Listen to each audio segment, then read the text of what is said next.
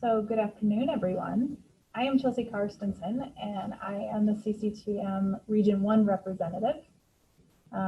We're very excited this afternoon to welcome Jihee Yoon and her team as they present to us about expanding what you notice, seeing students' mathematics and socio-political histories in the classroom. So we're going to take a moment to kind of introduce ourselves a little bit. And we're going to ask you, what grade bands do you primarily work with? We're going to have a pop-up poll, and then we're also going to do some responses in the chat box. We're going to hold off on the poll because... Oh, okay. We're not doing that. So we're going to type in the chat box, what grade bands do you primarily work with? So go ahead and take some time. And go ahead and introduce yourself to where you're from and what grade bands you work with. Where are you joining us from?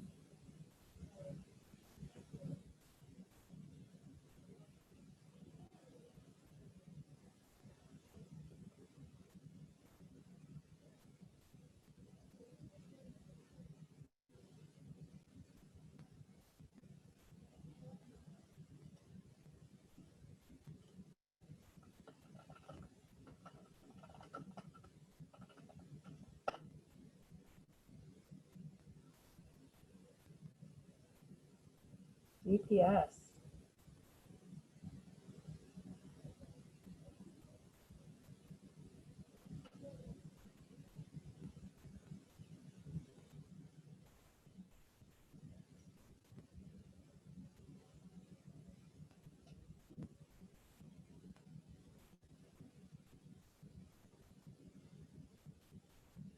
Thanks for joining us, Carrie. Thanks for having me.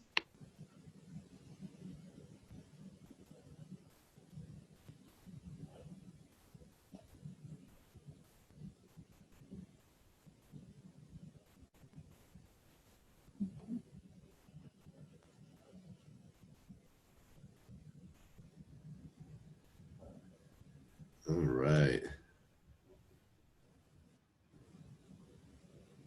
Nice. Pre-K through 8th grade.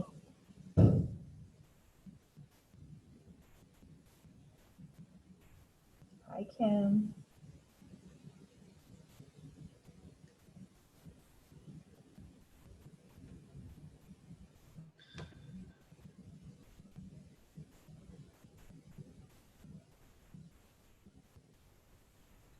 All right, I'm going to go ahead and click us on here. Okay, so here's our agenda for this afternoon. We will have Vicki and her team presenting to us, and then we will have a short commercial break from CCTM. And then we'll have some time for some questions as well. And we will also have a giveaway, so definitely stay to the end. Will you make sure that in your that your name, the way you registered for this event, has your first and last name on your screen? And if you need to change that, if you put the cursor over your screen and there's 3 little dots, you can rename. This helps us take attendance, and this also helps us with communication. And then we will also share our continuing education credit that you can earn for today. I'm going to give you a chance to look at the norms.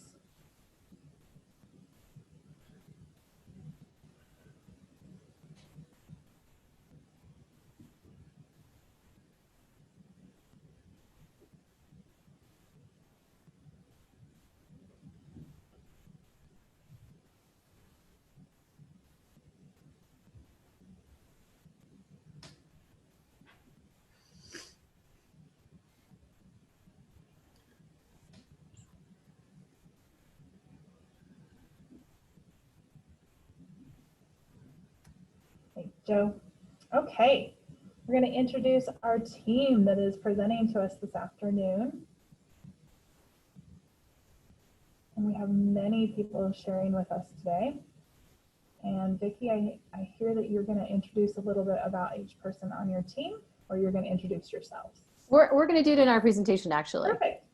Awesome. And Jihee, I just made you the host of the meeting, so you are good to go. I will stop sharing this. Okay, and we're going to hand it over to our presenters. Wait, stop. There we go. All right, you are good to go.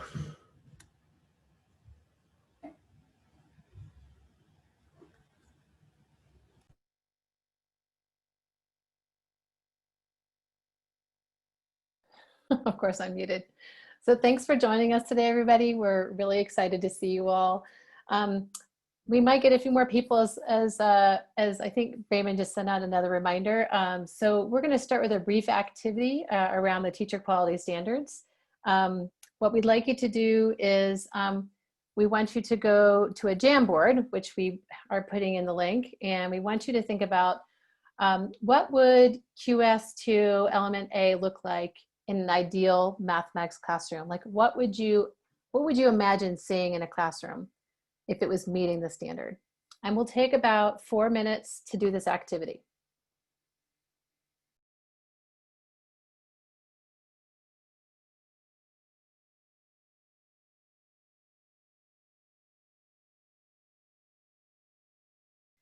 All right.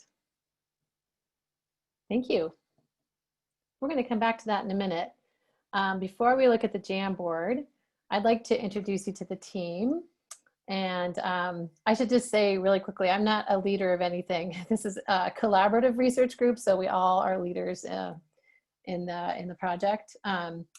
We're a team of mathematics teachers, leaders of community-based organizations, particularly that work with youth and university scholars. And we've been working together for over a 3-year period on a framework for mathematics teacher noticing for equity. And so I'll just introduce each person really quickly. Michelle Frierson is a doctoral student at CU Boulder in the Mathematics Education Department. Jeannette Yackel-Martínez is a teacher at West Leadership Academy. And there's a picture of me with my fake green screen behind me.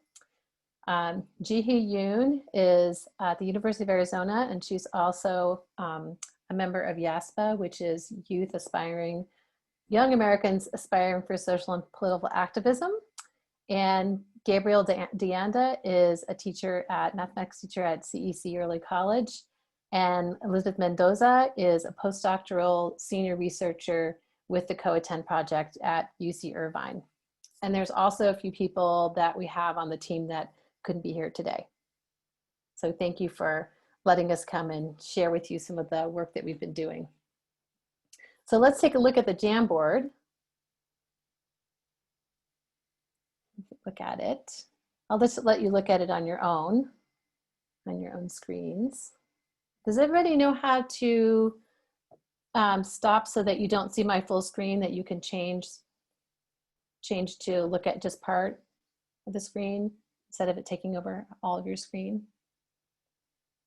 If you have a problem with that, just let us know in the chat box and we can help you work that out. So when you look at the Jamboard, we want you to think a little bit about the assumptions that are on there. You'll notice behind your ideal imaginings, there's assumptions about, for example, what counts as acceptable behavior, student behavior, and efficient use of time. And there's also many different interpretations of words in there, such as acceptable, positive, nurturing, relationship, and caring. And these can stem from very different cultural and social norms. So we argue that examining our assumptions can reveal which cultural and social norms are guiding our vision. For example, without knowing it, many of us are kind of guided by white, patriarchal, heteronormative, middle-class norms and about what is acceptable and what is valuable. And you might even see this reflected in the Jamboard a little bit. It's just something that's invisible to us. And these assumptions really train us to focus on some things and not others. And they ultimately shape how we make sense of and enact, for example, and this is relevant to the work you've been doing, the equitable teaching practices that Dr. Robert Berry talked about back in August, right? Here are all the practices. And your assumptions and the way that the assumptions guide what you see are really going to either hinder or support you in enacting these practices. So this is what we're going to talk about today. First, I just want to talk about a few norms that we think are important for the conversations we're going to have. You may have heard these before. So we want to ask you to speak from the I, meaning that you speak from your personal experience and try not to speak on behalf of other people. We also want to encourage you not to perform. There's no need to perform in this space. We're trying to be as authentic as possible and have real interactions. We want to encourage both and thinking, meaning that instead of saying this is right or that is right, we want you to think like both can be right in different kinds of contexts. Also think about the difference between intention and impact. You may intend something, but what happens and how it's experienced by other people could feel very different. So there are very different things here between intention and impact. And then finally, we want you to expect discomfort. We're hoping that we can get into a place of discomfort and also to expect joy. So I'm going to turn it over to my colleague, Michelle, now.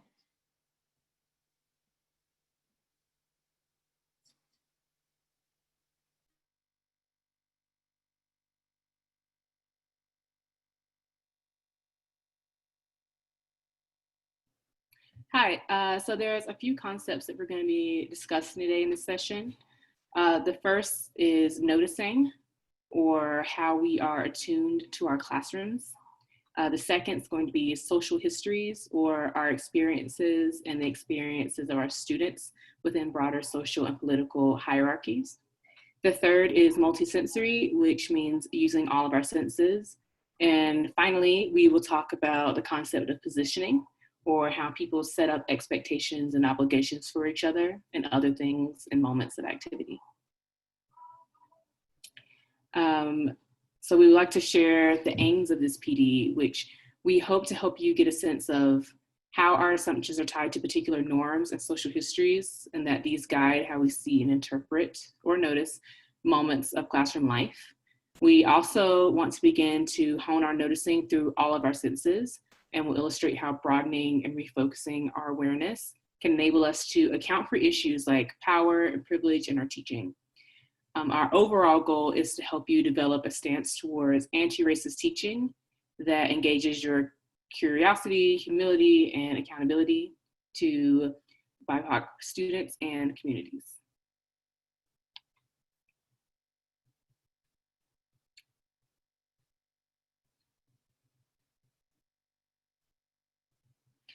Okay, so we're going to, we're now going to show you a video that we hope will help you see how you notice differently with different senses. The video is from a project called How to Look and Listen, where a group of students are learning about matter and space. While you watch the video, pay attention to what you're noticing. We invite you to jot down your noticings on a piece of paper that's there with you. We'll just give you a minute to grab a piece of paper so you can jot down some what you're noticing.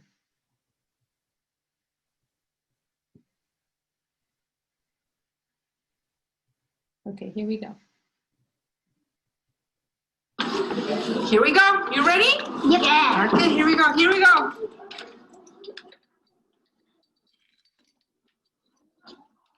Higher. Getting higher. Higher. It's high. Look at how much. Hold on. We're gonna let it, because right now the sand is going like this, and it's dancing too. But you know what it's dancing to? What do you think? Jiggly. It's doing the popcorn. No, popcorn. Oh, wait. Look at Liam's finger. Now look at the jar and tell me where the sand is at. Move back a little bit so other people can see. No, it's turned to hot cocoa. Okay, Alexis is touching it. Put your finger there, Alexis. Okay, now look. The sand did what? Went down.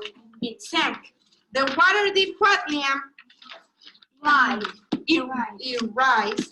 And the rocks stayed at the Bottom. So we know then that matter occupy space. I'm so tired. Okay, you can stop. I You want can to do do it. You want to do what? Here's our experiment. So this is what I want you to do.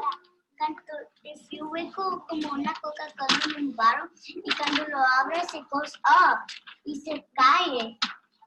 En una Coca-Cola. No, cuando está en como una botella y cuando se mueve se va para aquí y se Que cae. sube, que sube. ¿Qué tiene una Coca-Cola? Tiene Una tapadera. y tiene gas. Es agua con gas. Entonces, si le haces así a la Coca-Cola, ¿qué sube? El gas sube. Y también se te cae y después los bubbles. Las burbujas. Okay, this is what I want you to do.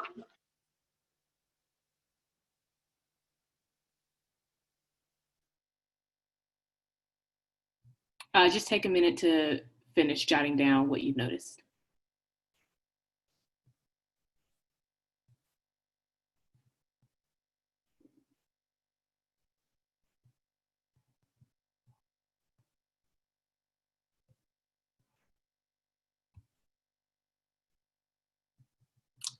All right. So this time, we're going to watch this again, but the sound will be off as you watch the video. Think about how you're noticing changes from the first time that you watched the video. Afterwards, there will be a page 2 of the Jamboard. If you could post what you noticed that was different.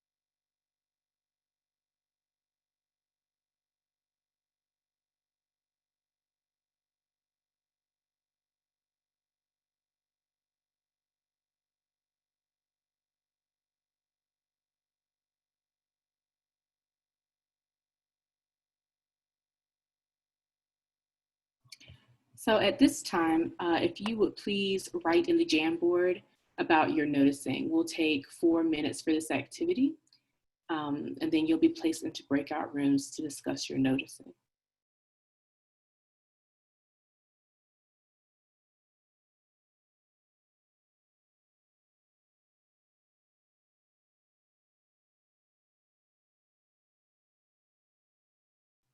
Right, thank you so much. So in a second, you'll be placed into breakout rooms to discuss your noticing. In your breakout rooms, please discuss how your noticing changed each time you watched the video. As others are talking, pay attention to shared points of noticing as well as what you did not notice during your jottings. You will have 5 minutes.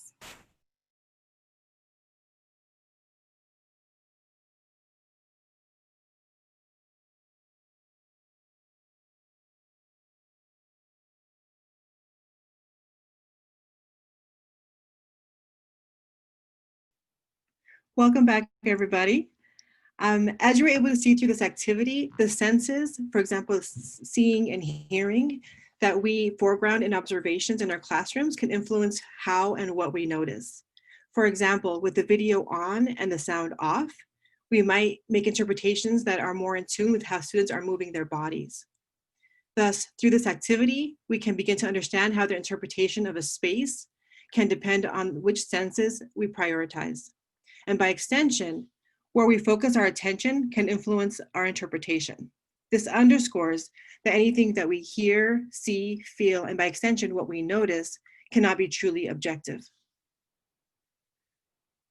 Through what we are calling multisensory noticing, an area of study we are working to further theorize within this project, we are working to understand how we can leverage our senses to notice differently. In addition, through engaging our senses, we can also ask ourselves to take time to notice our bodies and to notice inward. Noticing inwards asks us to take into account our emotions, including moments of discomfort, as sources of knowing. We believe this might help forge a mind-body connection that can help us inform how and what we notice, with the aim of rupturing habitual ways of knowing and taken for granted ways of engaging in our classrooms. With that in mind, next we're going to turn to the video clip in Jeannette's classroom. Jeannette is one of the teachers working on this project. This is a 9th grade algebra class, and they are working on solving algebraic equations. As you're watching the video clip, think about what Jeannette might have been noticing. After we watch the video, Vicki and Jeannette will do a noticing interview, a common practice in our project where we ask the teacher to walk us through what they were noticing in that moment.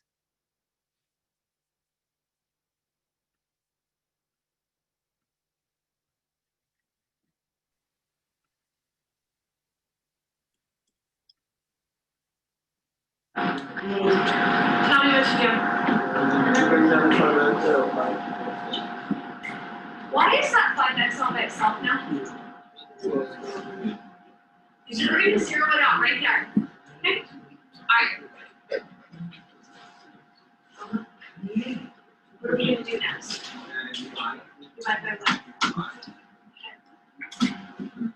Those lines, right? Okay, and then what? Why is that so long?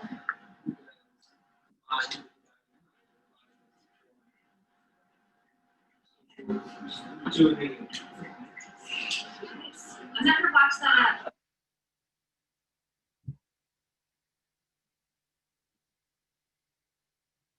Great. Jeannette, are you live with me here? Yes. Okay, great. So we're going to reenact a noticing interview that we do in our project. Sometimes we do it just with one teacher, but often when we have a big group of us, we'll all do it together and look at a video of teaching together and just talk about what we're noticing. But in this case, let's just ask Jeannette. So Jeannette, what were you noticing in this clip? So I noticed that it looks like a totally unremarkable moment. Just a kid answering a question, giving me the steps and his reasoning. Awesome. It looked like to me from seeing your classroom that you helped him a lot more than usual. Yeah. So this particular student, while he was proficient in math, was just an emerging English speaker. And he had not yet actually given a single answer in English up until that moment. He had been giving his fully lucid and clear answers in Spanish up until that moment, and he was delivering his answer in English, and it was super exciting. Yeah. What were you noticing about the rest of the class? What I was noticing is that they didn't know that that's what was happening. And I was trying to maintain that atmosphere. I was just trying to act very nonchalant. I hope I pulled it off. But why not celebrate that moment? It seems like such a big moment. Like, why not, say that's great, or I don't know. Right. I didn't want to startle him. I could see him just really pulling into his mind and trying to pull that language out to be able to give his explanation. He had all the math. The math was completely there. So what he needed was just the time to process the language, and I didn't want anything distracting that. Yeah, I mean, what did you notice about that mathematical interaction between you and him?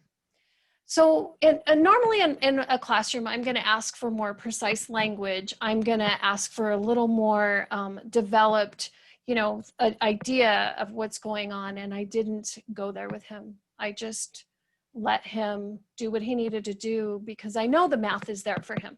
Mm-hmm. I just wanted him to be able to produce the English in that moment. And what were you noticing about yourself? So I all the teachers in this room can identify, there were kids who were off task. There were kids who were not listening to him. And I made the decision in that moment to not deal with any of that. Yeah. I didn't want to distract from this beautiful moment that he was engaging in. I noticed that the way that you picked him was through the clothespin method, which we're all familiar with. But I also noticed that he raised his hand. So I was just wondering about that. He raised his hand and started answering in English. And I had my hand in the bucket and I'm like, okay, I'm just gonna lie. And I intentionally chose him. He didn't know and he'll never know. Yeah, that's helpful. Yeah. And then is there anything else that you were noticing in that moment that would be maybe useful for us to understand? Yeah, so in terms of how I was thinking about myself in that moment, like my position in the room, I was thinking of myself as a second language learner, and what would I need as a second language learner from someone if I were trying to give a thought on something that I fully understand, but in a language that is difficult for me. And so I was positioning myself as a second language learner with this student. Yeah, that makes a lot of sense. Thanks, Jeannette. Thanks for telling me about what you were noticing. Thanks. We want you to just notice all the complexity in Jeannette's noticing around this one small interaction in her classroom. She's paying attention to so many things at the same time. The student, his history as an emerging bilingual student and as a math student, her classroom routines, the rest of the class and their interpretation of what's going on, and her own experience speaking another language. We found that by really carefully looking at these little moments of interaction, we can see the wide expanse of noticing that goes on. And it's very, very interesting, especially when you have different people noticing at the same time, noticing very different things.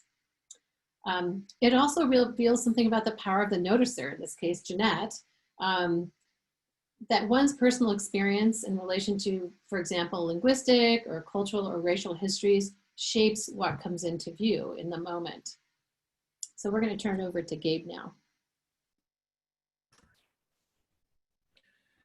So I want to take a moment to talk about who I am as a noticer matters and how I see my students and how they see me.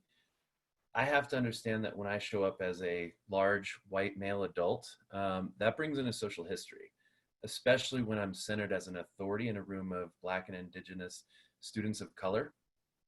For example, the interactions that played out in classrooms over the course of the year will look differently if I'm in the classroom or if Jeannette is in the classroom.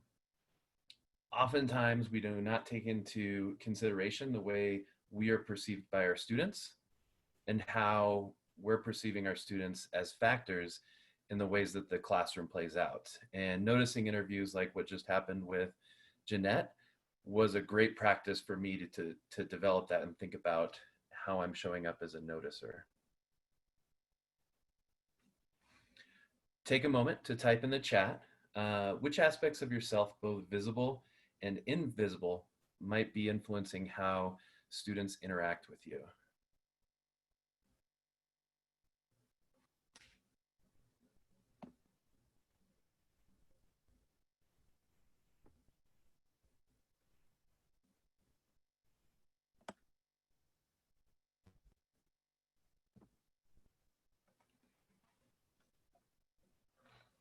Gabe, I can't see the chat, so let me know when you want to go on.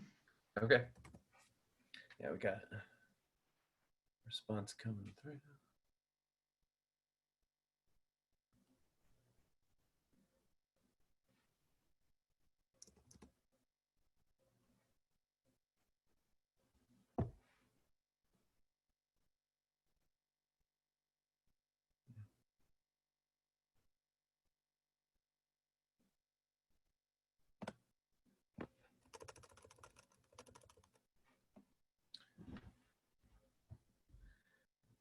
Thank you for those that shared. We'll have moments to go into a little bit more of the impact of classroom in a little bit as well. So we are ready.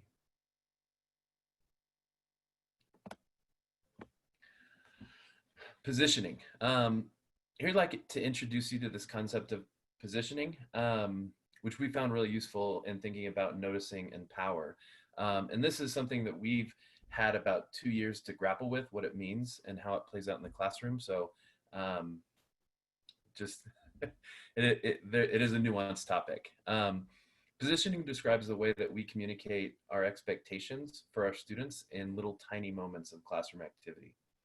For example, I might notice that a student is using gestures to communicate a mathematical concept, and by mirroring gesture in the classroom, I position the student as contributing something important to the classroom. In Jeanette's class, she was positioning her student as competent by encouraging his participation and letting him have that space, creating that space to share his idea. By becoming aware of how we are constantly, intentionally and unintentionally, positioning our students with our body, our classroom setup, our words, we can decide whether or not we are supporting greater equity in our classroom. We want to invite you into a moment of vulnerability with yourselves. It's on the Jamboard, so it is anonymous. We're going to take a moment and have you reflect on the following question. The Jamboard is linked in the chat. Think about a time that you passively may have positioned a BIPOC student in a way that made them believe that math was not accessible to them. What did that look like? And what did that feel like maybe when you noticed that you'd done that?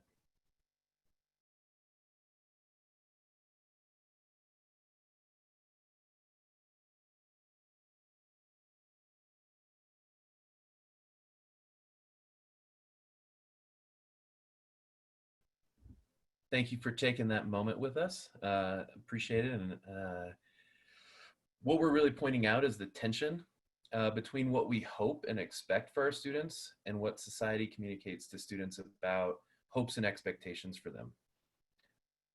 By simply the fact that we participate in society, we may not recognize this tension and even inadvertently perpetuate harm that the system does.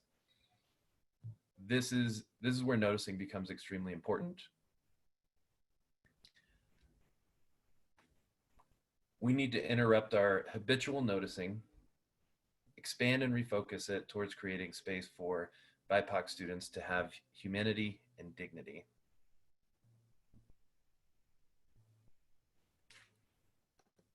Okay, so there is also another tension in learning to notice differently. So when we tie it back to standard 2 element B, which is teachers demonstrate an awareness of a commitment to and respect for multiple aspects of diversity while working towards common goals of a community of leaders. How do we grapple with the ways that we connect positioning, noticing, and power within a classroom and how they impact the relationships we create with the students and community? So when we start to notice the ways that we might have caused harm towards students in the classroom space, like how do we deal with this? For example, what are some of your initial interpretations on how you saw and felt what good student behavior was? These moments of tension can lead to a desire to ignore what we are feeling, as it can be really uncomfortable. However, it's sitting with these moments of tension where we can start gaining new insights. As Gabe mentioned before, our identities carry power. Those power dynamics show up in all parts of our lives. But how can we avoid just making it about ourselves, but realizing the ways that you may have perpetuated anti-Blackness and harm in your classroom and your students, such as Gabe gave us an example of how we might have positioned Black and Indigenous students of color in the classroom. These are really like heavy realizations, emotionally and mentally, and they can bring feelings of shame and guilt and much more. So we have to sit in these tensions, yes, but we also need to bring it back by positioning students at the center and how we can make transformative impacts within the space of noticing. We're not going to be able to uproot entire systems of oppression by ourselves. For example, we will never not be racist. We can only hope to be anti-racist.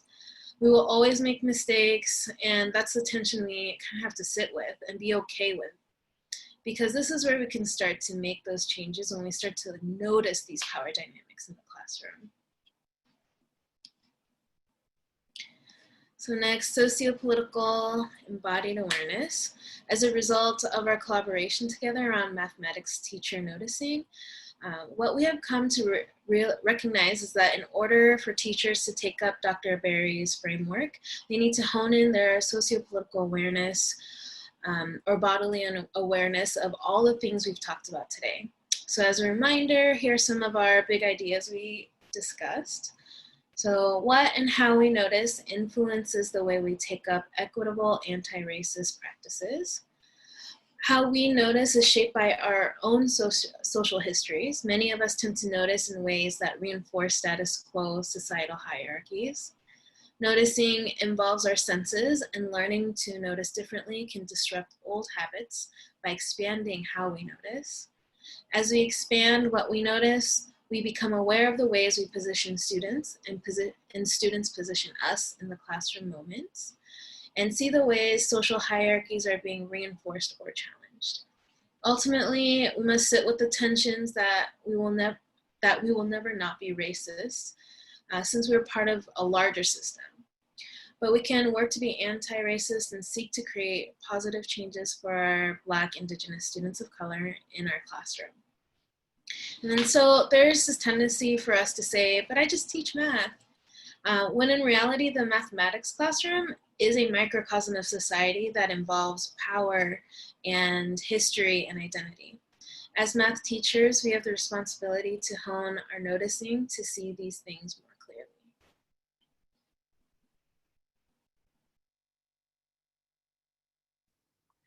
With that, we want to invite you to join us in learning how we notice differently, to work towards creating anti-racist and rehumanizing classrooms embedded in dignity and love.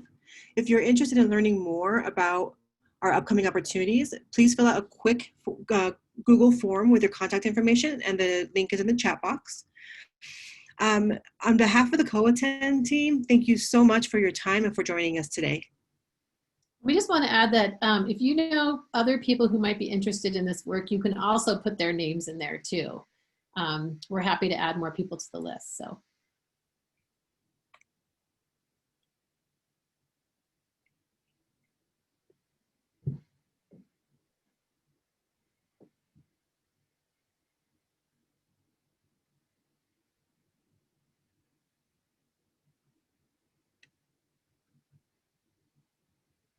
I think it's CCTM's time now. I think they have something they want to do.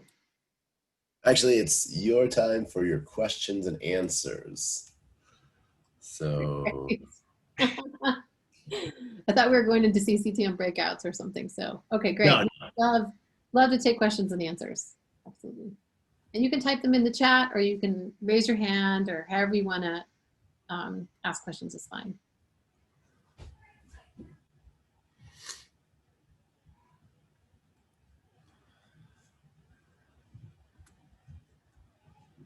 So I'll jump in. Thank you so much, all of you, for this amazing work. I appreciate sort of a different way of thinking about noticing and the goal of interrupting noticing. How long, which is sort of, I think, what Suzanne was actually just asked, how long have you been doing this research? I think it depends. It's a different research from different people. So together we've worked together for 3 years as a team. And Jihee's been doing a lot of research, you know, she's been kind of working on that, some of these ideas that she talked about before then. Liz has been working on multisensory noticing for a while. And I've been thinking about noticing for, I don't know, almost 10 years now.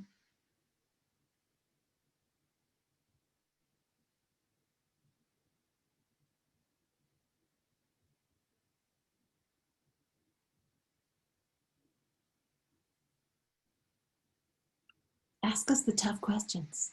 I want to know about how you came together and kind of what was the catalyst, or how you found each other and created this amazing team in research.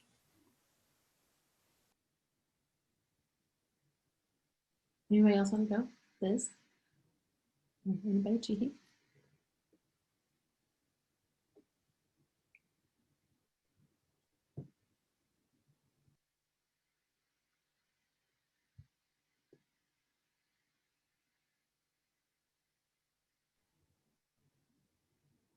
Jihee, oh, go ahead, Gabe. I was gonna say, I can speak for myself, that I just, the team reached out to me, and I just have a tendency to say yes to everything, and it's just been, like I often ask myself, how did I end up part of the team all the time?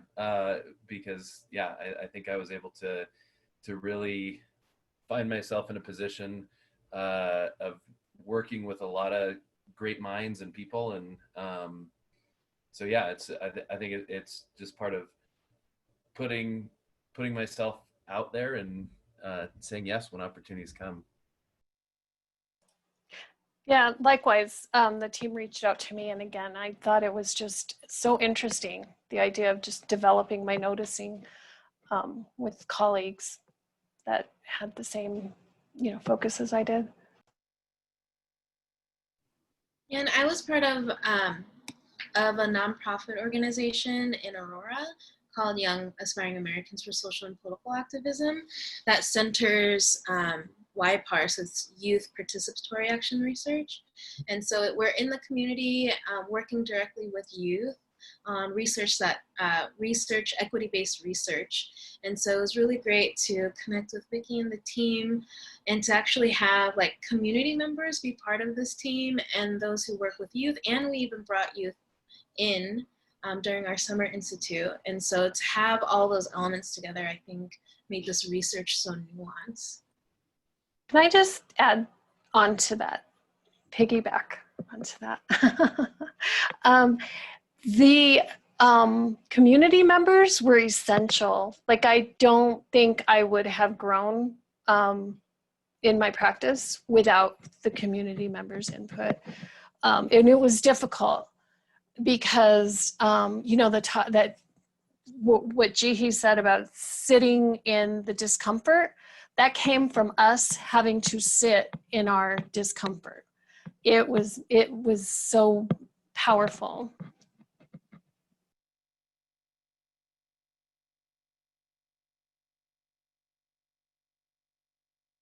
There's questions in the chat too, if anybody wants to take on any of these.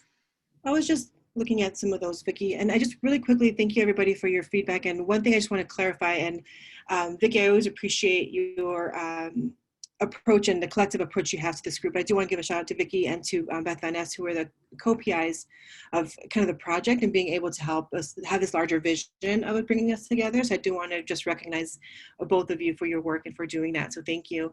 And I do think that bringing the community members and teachers together to create this work has been beautiful, because I think, and Vicki, I'd be curious, it's gone in its own life, right? It's because everybody contributes and everybody's part of the team. It's kind of created this, it's bigger and better, I think, than what we can imagine on our own, right?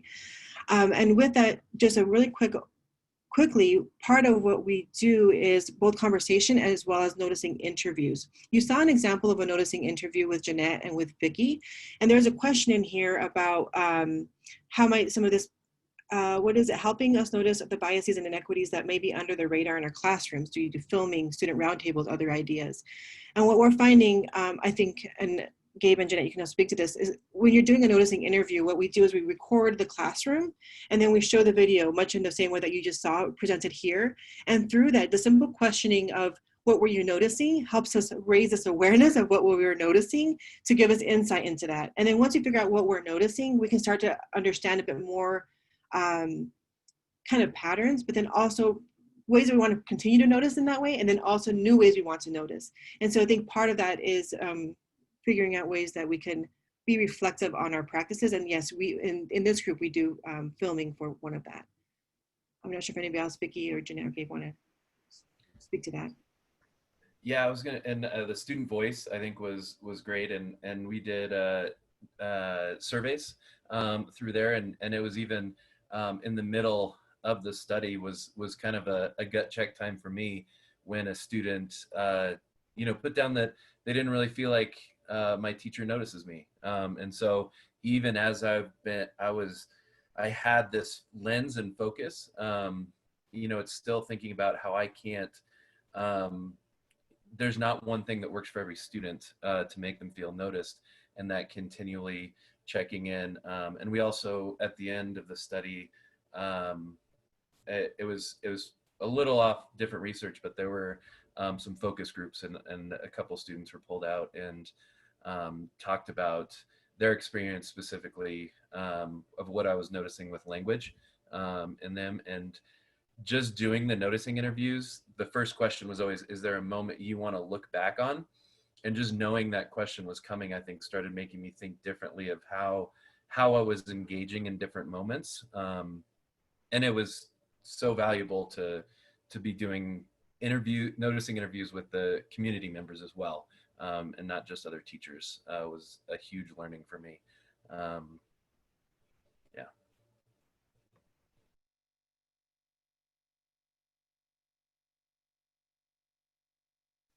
I'll just respond to a couple things.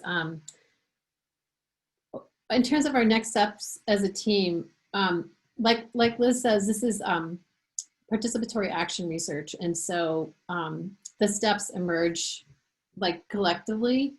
And we did plan to do a PD actually with DPS this last fall.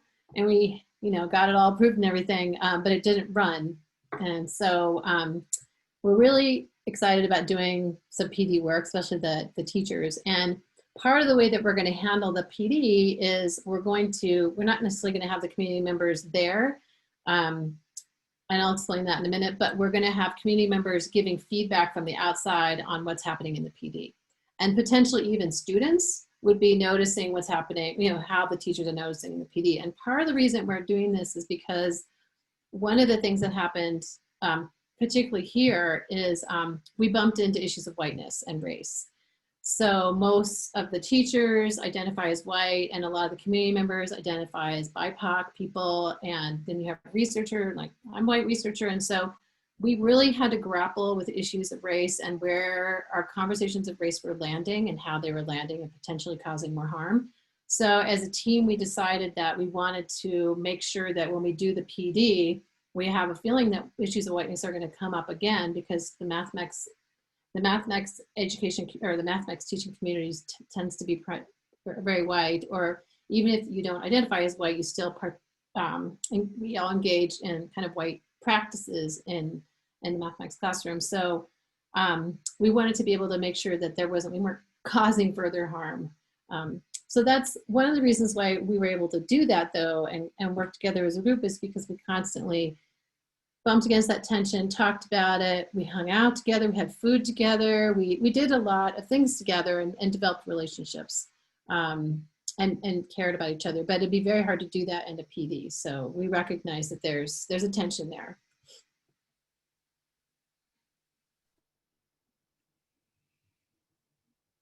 Thank you, Vicki. And I'm also just throwing this out to the group. I'm looking on the chat, and it looks like there's a couple folks who had a similar question, which is, how do we start noticing how we display ourselves to our students? I just want to throw that question out to the panel and see if to the co-attend team and see if anybody wants to answer that.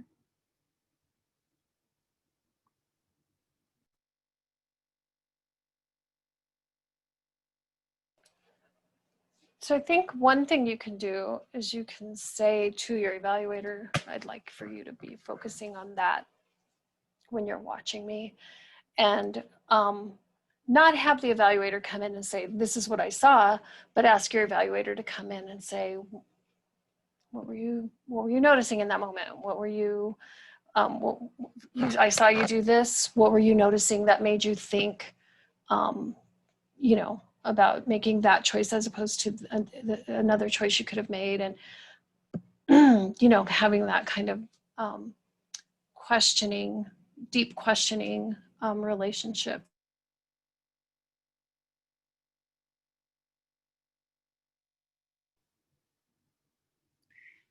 Can I just add to that, Jeannette? One thing you mentioned is like having the evaluator come in. And I think that was a big foundation of what we did as a team. We were not here to evaluate, right?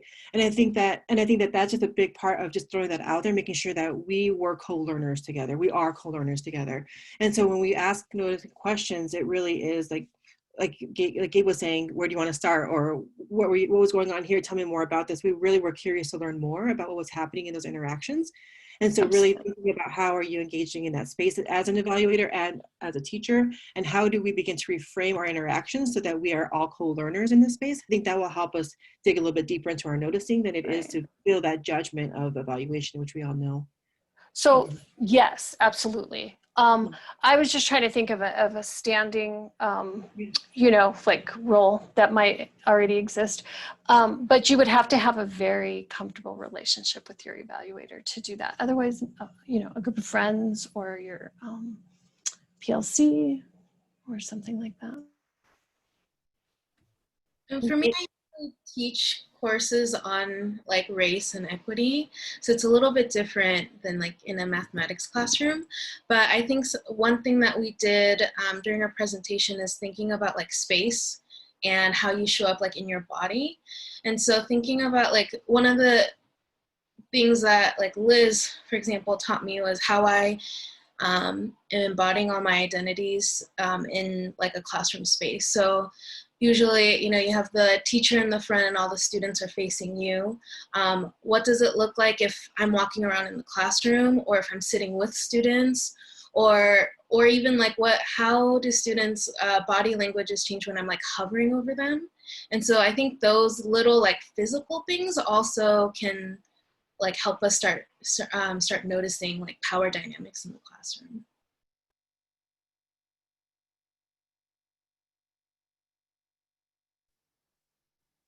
And you're generous, Jihee. I think we learned that together. It's in the spirit of co-learning. So and I'll just mention that we are planning to do a professional development.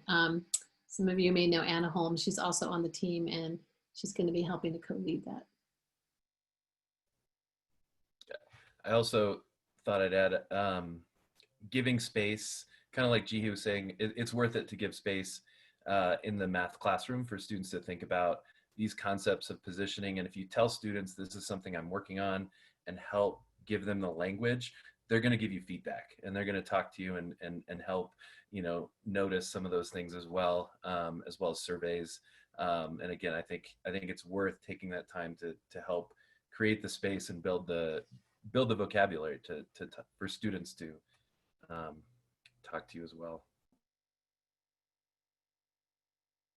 So the question that Suzanne just asked is really good. And I actually thought a lot about that before we did this, because no, I mean, yes and no.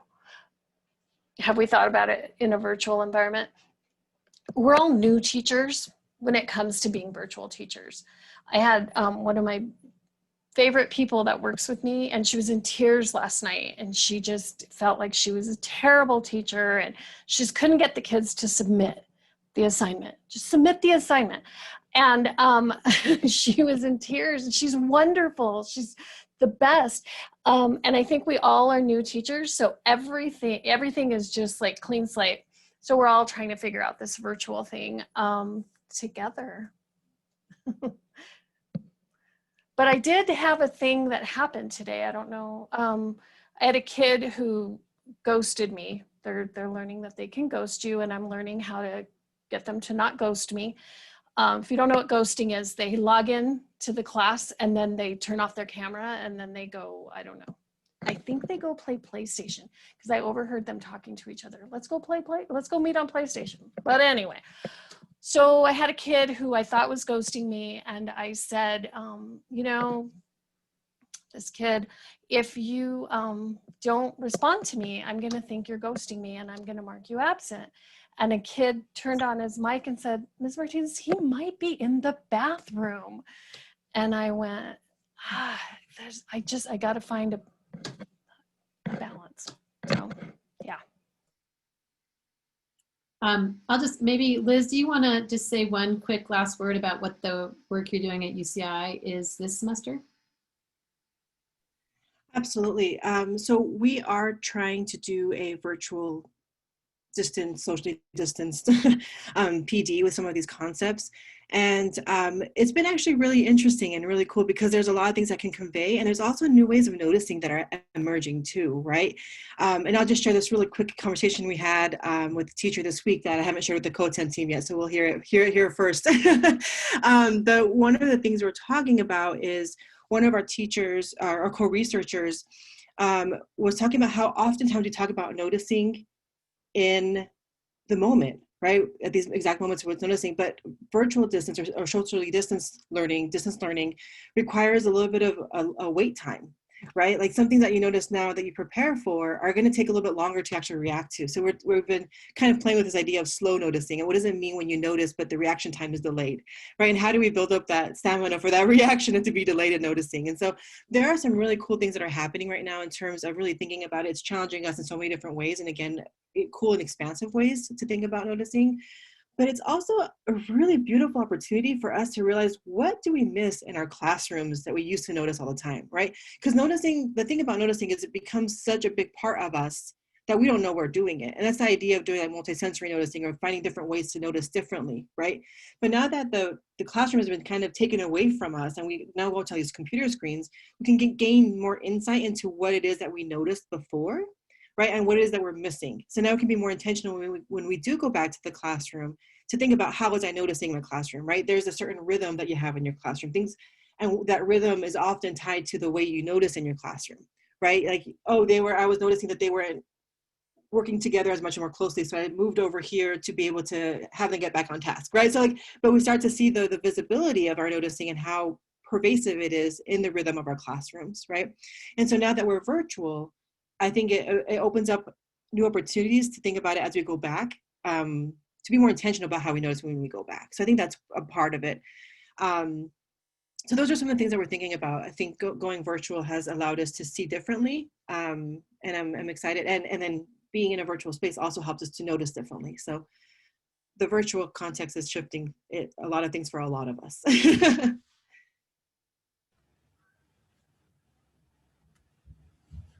Thank you. I wish we had more time for question and answer, and we can also extend these opportunities that you have shared with us. Suzanne's going to share a little bit of information for other opportunities with CCTM with us right now.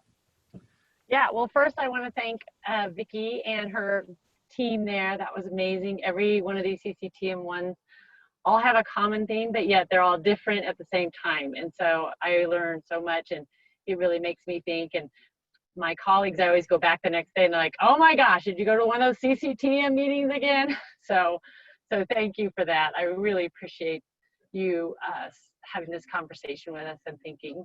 And I thank my group that I met with and the Jamboard. That's all great to see everybody's thinking. All right, on to, my name is Suzanne Sumby, and I am the Region 2 CCTM rep. And another part of a PD that we're doing is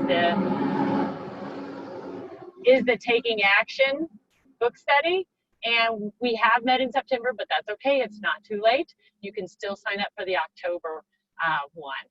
And it's a great opportunity for educators across the state to continue conversations like this. There are two ways that you can get credit. You can get recertification hours, or you can get a CSU continuing credit, which is $77. However, you do have to attend all 10 of the sessions. We will have like a makeup session for the last one. We videotape or record, I guess is what they say now, our sessions, so that you can make that one up. The first one wasn't a big deal, it was an overview, and the second one's really going to dive into talking about the Taking Action series, which is based around the 8 mathematical teaching practices.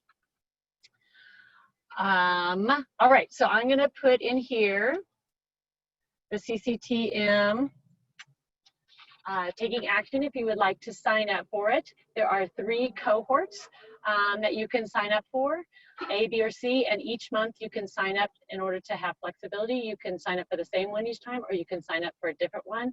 And if you go to the website, you can see the times to sign up. In addition, it does require, however, I think there are some giveaways at the end of this session. It does require buying the Taking Action series book, but you have 3 choices, 3 grade bands, K through 5, 6 through 8, and 9 through 12. Let's see, I think that's about it. If you have more questions, go to the website or get a hold of any of us. Joni Funderburk is the head honcho of our group, so you can get a hold of her too if you have any questions. Go to the CCTM the website and sign up. Take it away, Chelsea. Thanks, Suzanne. So yes, we are gonna have a couple giveaways now. Raymond, are you ready to randomly select? I have already done it. Perfect. I'm hoping our presenters are also amongst the eligible, because at least one of them came up first. Did you actually use a random number generator? I did. All right, okay. We did. Okay. Those are the names I came up with, Gabe and Chance. Gabe. So for the winners, you have a couple choices. You can just private message me your home address and which book you want, and I will send it to you. But if you're like, I already have that book, if you know somebody else that wants it, I can either send it to you or you can send me their info and I can gift it forward from you. And if you really don't know anybody, then let us know. We'll figure out something else.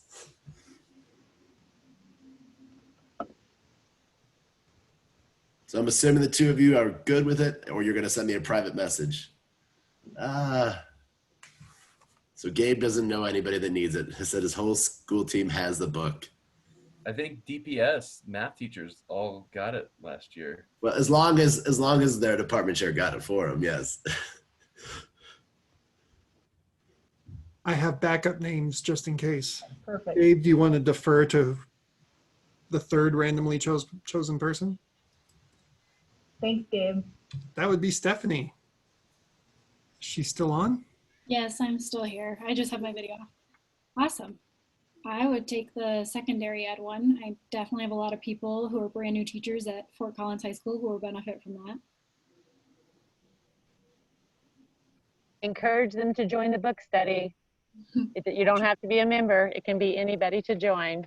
I'm trying. So many ignored my emails. Keep going. Drop your home addresses in the chat, and I will get them sent to you as soon as I can.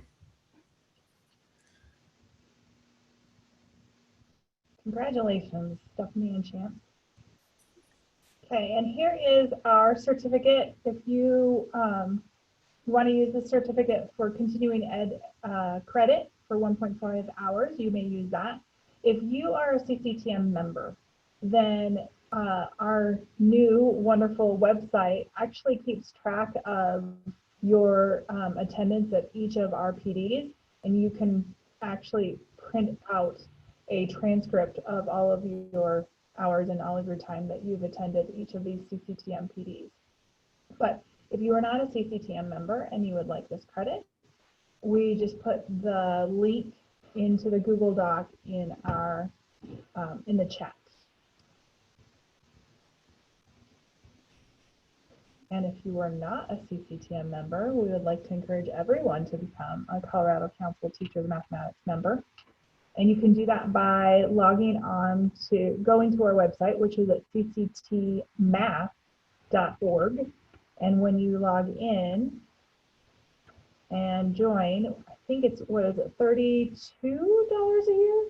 I forget now. Raymond, is it 32? 39. 39. I was $7 off. Sorry, 39. Just under $40 for the year. And that's where you can find your transcripts and a PDF of your transcript. I'd like to thank everyone for joining us this evening and having these discussions, listening to one another, and bringing this information back to your schools and your department.